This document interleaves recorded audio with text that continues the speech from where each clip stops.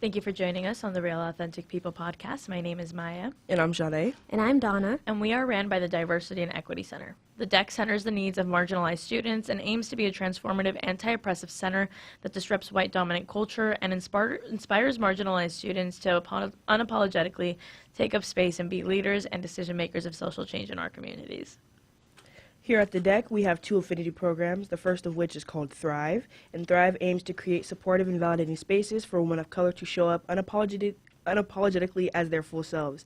We focus on developing leadership skills to support women of color students on campus, examining systems of power, privilege, and oppression as it relates to walk experiences, and building lasting relationships and connections. This is a great opportunity to connect with women of color across campus. Our other affinity program is QFAM, and QFAM is a support program for LGBTQIA identifying students. They engage in study sessions, fun activities, identity exploration, community building, and forming connections with other LGBTQIA identifying staff and faculty across campus. Two other programs that we offer here at the DEC are Culture Corner. One is Culture Corners, and Culture Corners is a place to foster discussion around socially relevant topics. Another program we have is Find Your People. It's a space to collaborate with student organizations and clubs around campus to facilitate community building opportunities around certain identities. Past Find Your People events have included First Time in College, LGBTQ plus BIPOC, bisexual identities, and multiracial students. What are we chit-chatting about today, guys? I wanted to talk about the Brooke Schofield situation that happened over the summer. Right. If you guys don't know what the Brooke Schofield situation is, well, Brooke Schofield is a TikToker. She's a white woman TikToker who is a part of the Canceled podcast with Tana Mongeau. That itself is problematic, considering Tana Mongeau. Tana Mojo. Are you Serious, dude. I am so sorry. Tana Mongeau, if you guys don't know who she is like, she had TanaCon. She used to like Tana's 21st birthday MTV Yes. series. She's, as a Vegas girly myself, I used to love Tana so much. she was very problematic, even then. But yes, and I felt like that was kind of like a part of her brand at some point, like being problematic, and like that's why her podcast was called Canceled and stuff. And like as I got older, I started thinking about what kind of media am I consuming? And what kind of things are these people delivering to their social circle? What is truly going on, and what beliefs and ideals and systems are they holding up? And I think as I've gotten older, like I kind of, especially with even before the Brooke Schofield thing happened, I wasn't like a... Oh, Schofield. Yeah, I don't know. We don't know. I don't know. So, whatever her last name is, in my opinion, in my humble opinion, I don't think... Look, they were funny, like, to an extent. Like, the only reason why, in my opinion, Brooke Schofield even, like, came across my, like, For You page on TikTok is because of Clinton Kane. And Clinton Kane is this interesting singer, songwriter, who, like, kind of, like when he the sings. Clinton Kane story is a whole other lore to dive into, dude. That's how Brooke Schofield... Yeah, that's how she got famous, because he was her boyfriend, and everyone was like, "Oh my gosh, how did you deal with that?" And he was making up lies about their relationship, and she like his exposed mom the being lies. dead, and like God. really, really loaded Owning things. Birkenstocks. Yeah. Yeah, it was very interesting, and so that's how she kind of like received more attention. Yeah. But as of, when you get attention, obviously people are going to do a deep dive on like your Twitter. Like people are going to just randomly, not randomly, but like they want to know what you're about. Like truly, like what were you about before you got famous? Mm-hmm. What did you think about before you acquired this quote unquote position of power? And she wrote a lot of things about Trayvon Martin. Wrote a lot of things about how she felt about the black community. And with Trayvon Martin, she defended George Zimmerman and said, well, I can't even say it out loud. Personally, I can't do it. But it was just very loaded. And for her to just like kind of disappear and then like think about a way to apologize. And then she was like, guys, I feel really bad. Like you have to understand, like that was me when I was residing with my racist grandfather. And, like I was only 18. Okay, he was 17.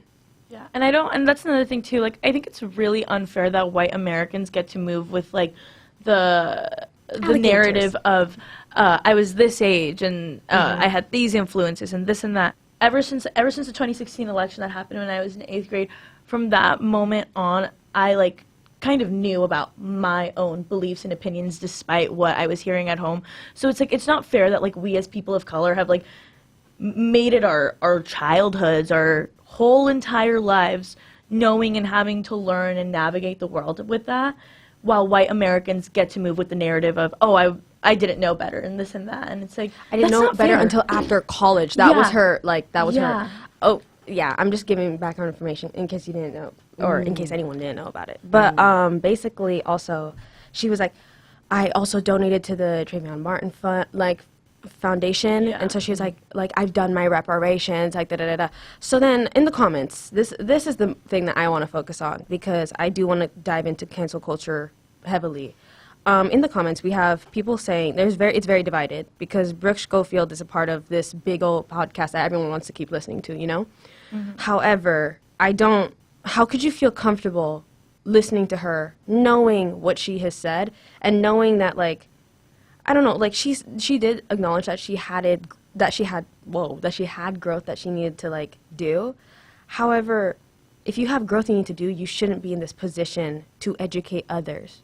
You know what I mean? Yes. Oh my gosh. But there's people in her comments saying, guys, she was only 17. She's fine. However, you look at those profiles and you see who is defending her. It's people who look like her. Yeah. And then there was a comment that I saw that said, guys, I did the same thing. Are you guys going to cancel me? And then her Maybe comment we said, might. yes. Yes, please. And yes. like my thing is like when I was 17, I was, you know, we're volunteering during like my local election and stuff, and having to educate myself about things that were happening to me in the moment, like serious colorism and institutional bias and stuff like that. So it's like, if I knew that at 17, why don't you, girl? Why didn't you? Because enter that means college? that means what we're looking at is a huge disparity in education, or what's it called? Diversity, equity, inclusion initiative in your community. Like, that's scary. That's what we should be talking about. Yes, That's that is scary. the problem. Looky, so like, I take African and Black Studies classes here at Central, and I was in class on Tuesday, and one of my classmates, shout out you, said before, because we had to do this thing where we listened to our classmate's presentation, and then we listened to the information given, and it's a class on Black hair politics, and so we had to try to convince which one was better, pushing Black hair politics initiatives in legislative, like, practices or through media and stuff. And like, I explained my, side or whatever, and then my classmate went, and the first thing they said was, well, white people just don't know what they don't know. But you get that excuse. Exactly. I don't. Yeah. Exactly. We don't. Exactly. And it's like, you can't use your age as an excuse. How old was Emmett Till? How old was Breonna Taylor? How old was George Floyd? How old was my grandparents? At 6. At 6, I had the talk. Not the birds and the bees, but this is what you do when an officer comes and pulls you over. This is what you do when authority talks to you. So it's just like, I really resonate with what you said earlier, because it's not fair. It's really not fair for us to live in a constant state of knowledge and fear and survival. And you're just like, well, Because it's like it shouldn't be up to women like Exactly. us. All I really saw was somebody who threw money at the situation and tried to go about it in a PR stunt kind of way. You know what I mean? Also, everyone in the comments was defending her. Not everyone, sorry. Some people in the comments were like, guys, she's a human being. She's capable of change. And so that's kind of, I don't know. That's something that I feel like made me think more about cancel culture. Because then I also thought about Charlie D'Amelio and how everyone cancels her for doing, or attempts to cancel her. But she hasn't, to my knowledge, done anything to that extent. But like the idea of cancel culture is still trying to be put upon her. Do you guys watch Charlie D'Amelio's TikToks at all? No, I don't. No. I don't think I've ever seen her on my For You page, guys. And I was actually thinking about this recently, like during that whole like TikTok era, like quarantine and after, quarantine and forward. I've never seen people like Addison Rae or like all of those boys that hang out with them, or like Charlie D'Amelio. The Hype House. Yes, The Hype House, Yes, yeah. I never saw Ew. any of that on my For You page, and I was constantly, genuinely wondering, who was like a fan of these people? I remember About because 13-year-olds. everyone was saying like, yeah, she's buying followers, like we should cancel her, she doesn't deserve her power, something like that. But this was also like, this is when like she was 16. Like she was 15 and she wasn't actually doing anything wrong. She was just dancing to the Renegade. Bro, Like- Renegade was a wild time. I think cancel culture is definitely like an impactful and radical form of justice that like we as citizens can take into our own hands with the media, and it lets us take like social accountability into our own hands against other people, and it has gray areas, but I think it's important when we talk about the context that it's being used in, you know what I mean? Because Yeah. it's like, I don't really care about like all like that realm of people, but like leave that 16-year-old girl alone. Yeah. That should have been said. And then also, I remember this so vividly because this happened like during COVID. So this is by the time we're in quarantine, but it's probably like a couple months have passed. And remember the creator of the Renegade dance? Oh my God, I feel so sorry that I don't actually remember her name, but she was a black girl. And she created the dance, and then everyone was saying, oh my gosh, Charlie stole the dance. No, Charlie did not steal the dance. She was just the one who made it popular. And so that's how we got into dance credits. And every time I see someone say, like, oh my gosh, you didn't dance credit her, I think of Charlie because Oh my she God. was the one she was the only person who was getting on blast for that. But like Addison Rae didn't do it. Charlie's sister, Dixie D'Amelio didn't do it. None of the Hype House did it. It was just her that was being put on blast because of Renegade. They just wanted a reason to like cancel her when there's all these other people that are doing such horrible things, like Brooke Schofield, who are getting like canceled because we're finally like choosing, like, you know, like later on, way later on. We're like picking and choosing. Right. Real. That kind of is like a moment where it's like, what you hating on me for? I didn't even do it. But like, when I think about Charlie D'Amelio, I kind of just like, I don't know. There's because of how quickly she got famous and how quickly she got power. Yeah. That's why what I came to understand, people like hated on her and stuff. Like I never liked any of the people from the Hype House because they didn't make content for people like me. So it was just like there was really no point in watching them. And like now that I've gotten older, all of my like algorithms is nothing but black content. So And I love that for you. thanks. I love that for you. I like this is like a little. I told this to Shade yesterday. I was like, my algorithm is being poisoned by the white man. It's real. And I'm just like, so now when I hear things about them, like I actually don't even remember that people like My that. parents like refuse. I've never had cable. They like refused to buy cable my entire life, pretty much. So I never understood the impact or cultural significance of people like Amanda Bynes and Hilary Duff. Now this is like translating into like my adult life. Like I literally do not have like any famous people that like I'm like, oh yeah, like I like you, I remember you, you remind me of something from like my childhood or something like same. that. Like nothing. But you see them walking down the street, they're just another person. Exactly. They just Like, have followers. That's it. And this is another thing too that I wanted to like touch upon. I think the reason that there's been like a huge influx of like the term cancel culture. Pew Research Center said that in 2020, only 44% of people had heard about this term, and now it's like 61% in 2024. And so I think a huge part of that is that right now, especially with TikTok, we're kind of seeing this like influx of people are being like, I want to be a content creator as a living and for my job, right? And TikTok has given us insane accessibility to do that. Like, it's actually insane how many people you can like reach, pretty much. And so because of that, it also gives us the means to really use that like huge influx that we have on people as a whole on social media to also uplift them, but as well as bring them down. And that's the part where I'm like this is really interesting. I wonder what this profession is going to look like in a few years, and how is it going to impact people and our social norms and like the things that we buy and stuff like that. Because I feel like every content creator I see is literally just like somebody who's being paid to promote something. You know what I mean? yeah. You can also see in like I mean, we're already seeing the change. Like, these content creators, like, there's some people, or not some people, like, way back when, way back before TikTok, way back before, like, Instagram was famous, way back before Snapchat was famous, like, we didn't understand, like, what, like, different brands valued. And if we did understand, it's because we did deep dive researches. But now, like, if we follow a content creator and they align with, like, our morals, values, and beliefs, and they say, like, oh, I'm not doing this because of the fact that, like, they did this, we don't even have, like, we don't have to deep dive anymore if we don't want to. Yeah. Because they already did the deep dive for us. So I feel like in a way, like, we have access to more information, but it also makes us lazy. Yes. Yeah. Yes. The knowledge is right at our fingertips, and we're refusing to actually put that knowledge into play. Like, we don't give ourselves the context anymore. Yeah. Which a lot of these brands don't need context. Let me preface. Let me post this. Well, I can't say preface because I already said it. Post this. By saying that.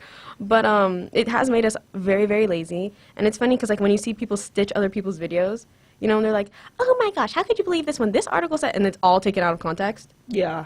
But, like, Yes. those followers of that person wouldn't have seen that stitch because this stitch is an opposing view. Yeah. Yeah. It's just crazy to me. I think another thing with like social media making us lazy.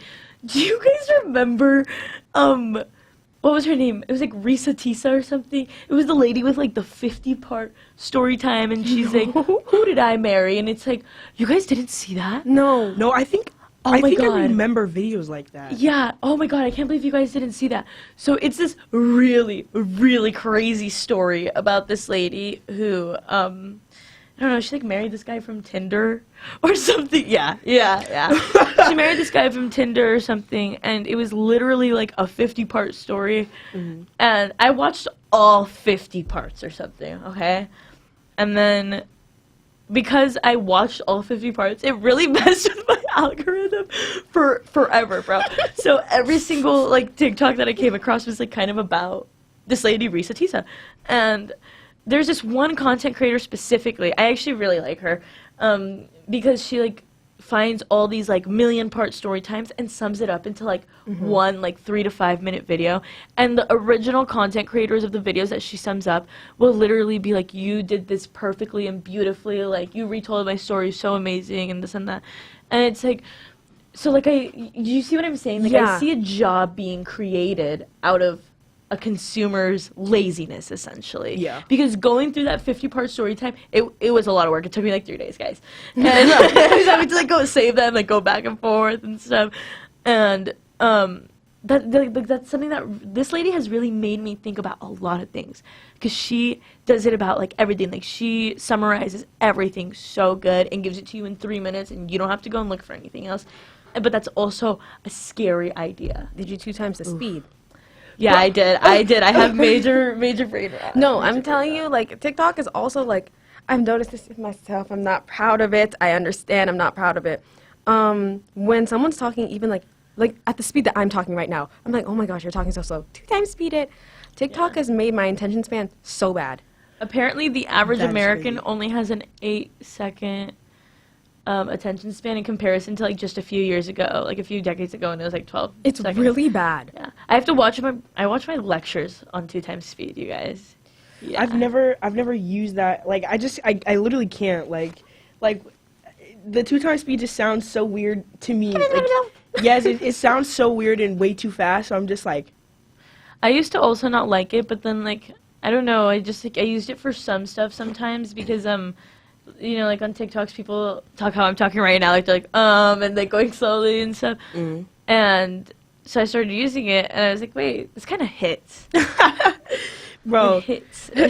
Going back to what you said earlier about like the content being created off somebody's laziness, that kind of reminds me of like YouTube videos. Like I was really heavy down bad in YouTube when I was like 8 to like 13, 14, maybe 16. And I really, like, I was watching content creators like Corey Kenshin, who would play horror video games, and then, like, he's so funny, and his values align with mine, and he was representation for my brothers. And, like, I had placed value in him, and we would watch videos together and all these things. And now every video you get is either a murder mystery or a white room or a pop the balloon or like, some type of kind of, like, over-sexualized dating, like, type show kind of thing. Oh, And, yeah, yeah. People are only calling it a problem and canceling people who are doing white room videos because there's this child rapper, I guess, and he's like 9. I don't remember his name. Oh my god, I saw Yeah. people talking about that. Yeah, they did a white room video with him 20v1. For those of you who don't know, it's like one person. It's like in-person Tinder. So you go up to like Our you generation have is to- cooked, bro. Exactly, we are cooked. We're done. I was And like, what's a white room? And then I was like, oh, it's that's I know, you literally, didn't bad. it's realize what literally she was Smasher talking Pass about in a first. white room. And what they did Yes. for this special episode, because he's like prominent rapper now, his songs are horrible. He's 9. Like, And can't they're even really read. obscene lyrics Yes. for a 9-year-old. That's Yes, not they are appropriate. so inappropriate. And they had all these little girls who are all in the ages of like 8 to 10 coming and doing the Smasher Pass stuff with him. Oh my and he God. had grown men with him. And this aids in the over-sexualization of our children, the adultification of our children, and the content is overall just lazy. How are we as 20-something-year-olds and up watching 9-year-olds play Smasher Pass in a white room?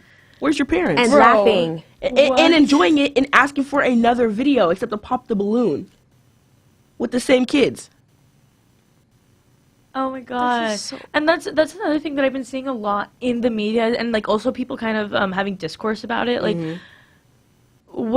we need to have some serious child labor laws for families who are like family vloggers or Yes. anybody Oh my who gosh. creates any kind of content on a child, because it's like why is this your form of entertainment, for one?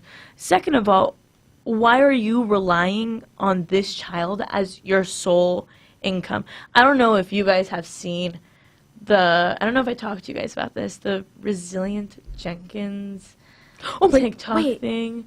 Yeah, seen it's it like recently. a family of like 6 living in a 1-bedroom apartment. Yes. Which there's nothing wrong with that. I understand the struggle and stuff. It's the way she does part, it. It's the part where it's just like their priorities. You know what I mean? Mm-hmm. Because they so it's not funny. It's just because I started thinking about this one TikTok comment, and I'm gonna talk about it in a second. They live in this like 1-bedroom, and like the mom and dad share the master, and they leave the kids out to sleep in the. They don't living even room. have a mattress. It's a foam pad. Yeah. But Yeah. they have like a big old bed. He has like a PS5, was it? Yeah, and Yeah. the kids like watch the dad play the PS5 as entertainment and stuff. And he's like on live talking about I'm not gonna get a W-2 job. I'm worth more than $25 an hour. Your job is DoorDash, babe. And we were like, when I heard W-2, when everybody in the comments was like, when we heard W-2, we clocked that. You owe child support, buddy. And I saw one of the comments, a huge part of people's problems is that, like, for years and years and years now, apparently, if you do a deep dive on this lady's page, she has been trying to get, like, viral and, like, make this her job for a really long time. And she's always filming and posting her kids and stuff. And people were having a huge problem with the fact that her kids sleep in the living room because that's a safety issue, essentially. And people were like, you guys need to switch rooms with your kids. Leave them in the masters. Y'all don't need no more privacy anyway. No, no, because like the thing is like, no, like because there were so many comments saying like the first thing that Robert's gonna see is a bunch of sleeping kids, not you, your Yeah. kids. Yeah. Like harm is gonna happen to your kids first, and by the time that you hear it, it's too late. Yeah. And also, they have a baby on the way. Yeah. Where's that baby gonna sleep? Another thing is like it's like I really want to stress that this is like we're not talking about an income or poverty issue or anything or like a housing accessibility issue, because other people have come online to talk about this. People who are in the same exact situation essentially. And I saw this one lady give a tour of like they have a 1-bedroom apartment and like 4 or 5 kids or something, Yeah. and like the kids had the bedroom and they like whatever they were showing, it was really like well done, and there was like room for privacy and stuff like that. And somebody in the comments was like, so where'd the baby room at? And they were like, so we didn't want to get canceled, guys, but his room is actually just the walk-in, because the room has a walk-in closet and like the crib and stuff was in there. And I was like, I feel like that's a little bit more understandable than what is going on with the other family, because you have a PS5 and they're also putting like they also have an Amazon wish list that like their followers can buy, and it's like stuff like car detailing stuff and like bunk beds for the kids, and people in the comments are like, sell your PS5 for bunk beds, and that's another thing too. Like I feel like that really is going to do serious, significant psychological damage to those children because, like, even as somebody myself who didn't grow up super well off or anything, like, looking back on it, I can always remember my parents, like, prioritizing us, our safety, our well-being, and even just, like, our materialistic, like, little, like, cute things that we wanted before theirs. And I feel like that's a huge... I'm not saying that, like, you're obligated to do that or anything as a parent, but, like, you kind of are. Like, you're the one who wanted to bring a child into this world, and, like, you kind of need to make sure that, like, you're doing everything you can to ensure that they're getting all of their hierarchy needs met. Did you also see, so still talking about this family of 6 children or 7 now, actually, because of the one on the way. It's family of 6 going on family of 7. 6 So it's going like on 4 7. kids, 2 parents, and Okay. she's pregnant. Yeah, so her dream is actually to have a tiny house. That is their dream. And to me, in my opinion, that is very selfish for the amount of kids that you have. Having a tiny home is basically having like dream, no, sorry, not having her, like their dream, the collective couple's dream for both of them is to own a tiny house. And if you've ever seen a tiny house is basically just still 1 bedroom and the size It's like of an a apartment. studio apartment, but like Yeah. like in a container. Yeah. A container. But like that doesn't leave room for these kids to grow because it's not like these kids' ages are spread out. They are like 6 and under. Like Yeah. they are going to grow up at the same time. They're going to be teenagers at the same time, which means that they're going to need space to like physically grow and mentally grow. And Yeah. you can't do that in a tiny home. I didn't have my own room till last year when I was 19 because I always had to share a room with my mom. I'm very, very grateful for my mom. She works 2 jobs. She always will do anything necessary to make sure that we, not just, I'm going to say we both because I mean, we're just 2 people. So like, I mean, I can never compare like having a family of 6 to like a Right. family of 2. But I can also always say that like she tried her absolute best. Like she was working 2 jobs. She barely got any sleep. So obviously I would do the house stuff, which and like you could think of it as like, you know, like doing the duties of the job and then doing the duties of the wife. Anyways, but like that family of 6, they only have 1 job, and that 1 job is DoorDash. Yeah. And she does all the housework. She cleans up everything while being pregnant. Like she's vlogging all of this stuff. Yeah. But she's saying like, I'm doing this because he's working from like 9 to 5, and like he's working so hard and doing everything he can for our family. But he also gets to choose his hours. Yeah. And another thing someone was saying was that this man works 9 to 5 and he has no money to show for it. Miss Girl, I fear. Hey, girlie. So I fear it might be that kind of situation. Another thing that I really wanted to mention because it's super duper insane to me, and I think we just need to be careful about who we give a platform to. Oh my god, yes. She said something that was horrifying online. Like, I can't even, like, describe it in any Who's other way. It was she? just the mom from the... Oh, Resilient from Jenkins. Yeah. Okay. Somebody told her in her comments, like, you shouldn't do that while you're pregnant. Like, she was cleaning or something. She's a white lady, for context. And she said, I can do it and I'm fine because I'm pregnant with my husband's superior genetics. And her husband is a black man. Oh. Yeah. Like I said, no other word for it but horrifying, dude. We really need to be careful about who we give a platform to, and let's think about how these people behave in their day-to-day lives. And your face right now. I can't live this life anymore. This is so... I know, it's terrible. It's truly terrible because... Those poor kids. I know. It's horrifying. Like, it's really scary to think about what that's gonna look like in a few years. There's a lot of people watching them. They're up for speculation right now. There's thousands of people discussing them. It's So scary it's that like, people will actually normalize that behavior too.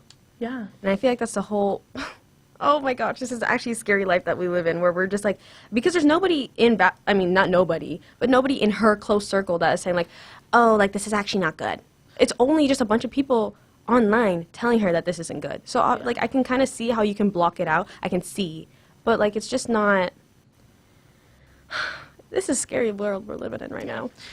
And I do just want to end with that. I think these are like things like cancel culture and stuff are all things that we should be thinking about when we want to support or show that we are a fan of a brand or a public figure or a person. And also, I also want to end this with a little note about call-out culture instead of cancel culture. Call-out culture can be about helping people learn and grow, and as long as the person being called out is open to making changes and learning from their mistakes. Anyone can get called out, and through that process, they can educate themselves or shift their perspective for the better. Cancel culture kind of tends to shut someone down completely and leaves little room for redemption. So both concepts have similarities and they lead to different outcomes. If you decide to call someone out or cancel them, think about what we are achieving through that. Because when we choose to cancel people, instead of having real conversations with them, they can miss out on hearing different points of views that could really help them see their own opinions in a different light. And this is important for our growth as individuals and growth for society and the social impacts that we're going to make. Canceling someone isn't going to make up for things like racism, sexism, or homophobia. These are problems that need to be dealt with at their core instead of punishing people outwardly at their surface. All right, y'all. Thanks for keeping it real with us. This has been the Real Authentic People podcast, and I'm Sade. I'm Maya. And I'm Donna. And we'll see you guys on the next episode. Bye.